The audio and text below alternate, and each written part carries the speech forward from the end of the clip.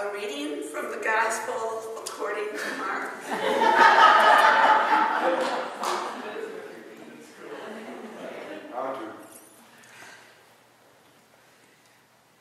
As Jesus left Jericho with the disciples and a large crowd, Bartimaeus, that is Timaeus, a blind beggar, was sitting at the side of the road.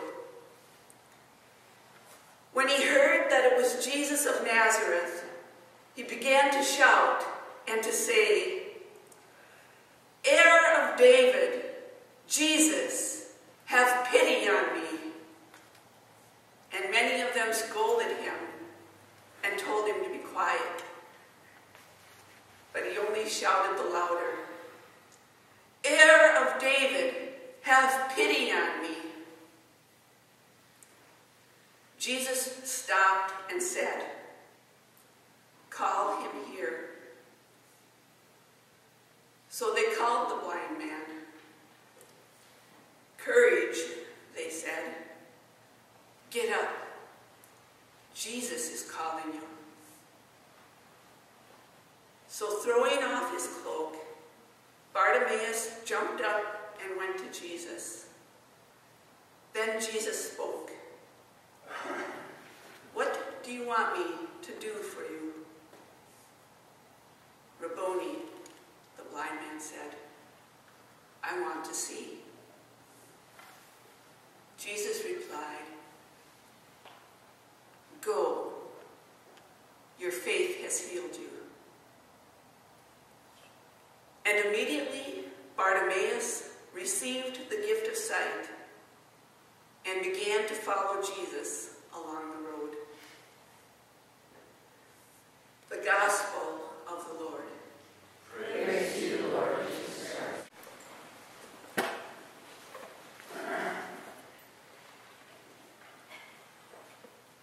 As a child, I absolutely loved the stories of the Bible and the stories of the saints. And the story of Bartimaeus is one of them. What is there not to love? Bartimaeus is blind. Bartimaeus calls out to Jesus. Jesus heals Bartimaeus. Everything works out. The story is over and all is well. You can bask in the warm, fuzzy, feel-goodness of it all. I would guess most of us have a miracle story or two in our lives, or the lives of someone we know. Bartimaeus brings one to my mind. A number of years ago, I was on pilgrimage with a group of people that included a retired policeman from North Dakota. He and his wife made the same pilgrimage every year. He told of being blind in one eye, of the doctors telling him his eye was dead. He could touch it and not feel anything. Every year, at the foot of a large bronze statue of the crucified Christ, he would pray for the healing of that eye. In the 7th year of pilgrimage, of asking for healing, he regained his sight. His doctors told him it was a miracle. I love stories like that. There's nothing like a miracle story to foster faith. Wow, God. Wow.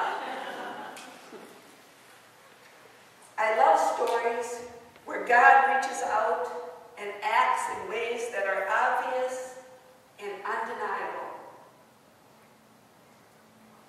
I love miracle stories like those. And I hate them. I hate them because for every physical healing story that happens, there's a story of a healing that did not happen. In the rural Minnesota Minnesota parish that I was part of, Dora was diagnosed with brain cancer as a 2-year-old.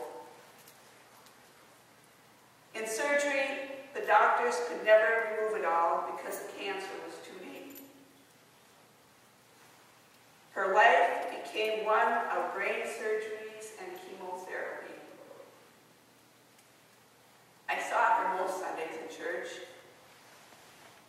Once she came with her head half shaved and was altar server that day, and everyone knew she was in another round of treatments.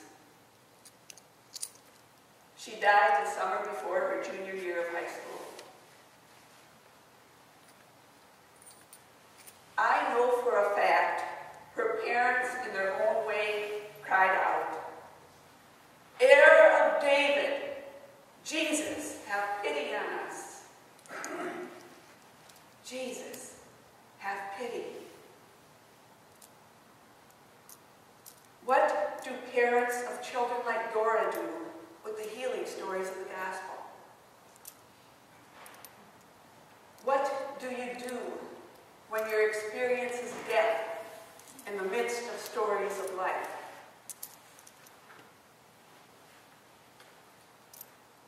Who is familiar with the story of Job? In one day, Job lost his 7 sons, 3 daughters, and pretty much all he owned. For 40 chapters in the Bible, Job wrestles with God and with his friends for understanding. In the end, God restores Job. He again has 7 sons and 3 daughters, and double the property he had in the beginning. Yet anyone knows who has lost someone they love that those loves are irreplaceable. So what is Job about? Last year, a Hebrew scholar lectured on Job at the seminary. He said that the miracle isn't that Job's life was restored. The miracle is in Job's courage.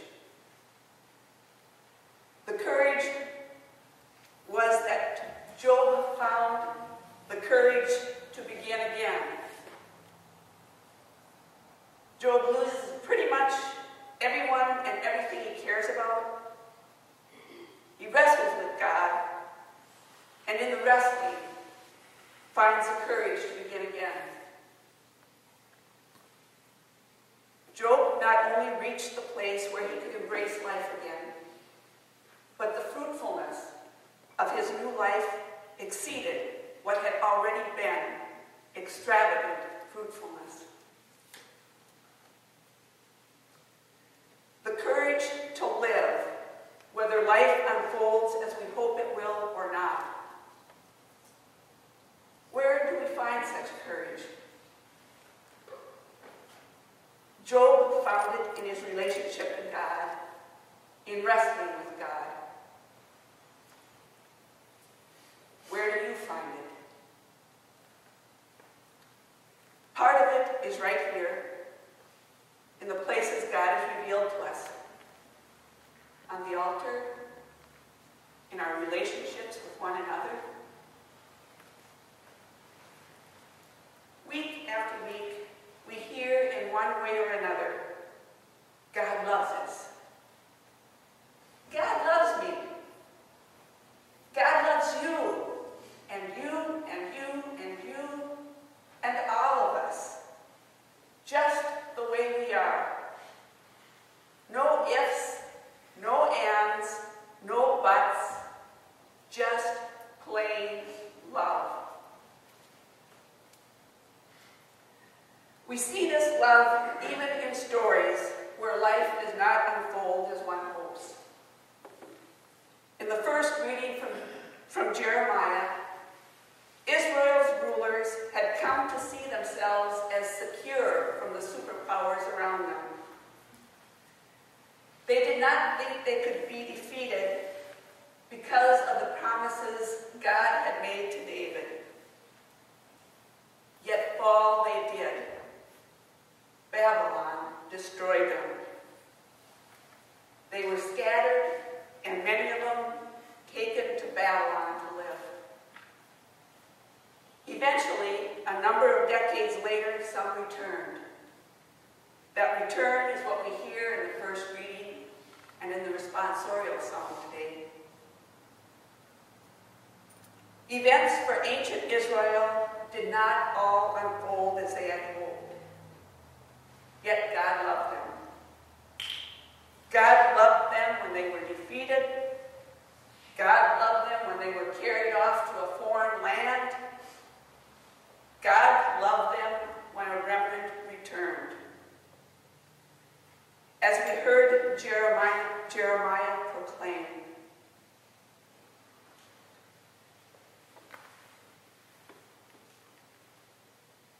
sing with joy, proclaim, praise, shout. Those words are spoken to a people whose lives had not unfolded as they had planned.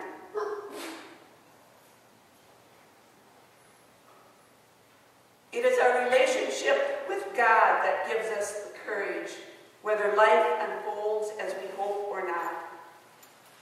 Even the story of Bartimaeus is one of courage.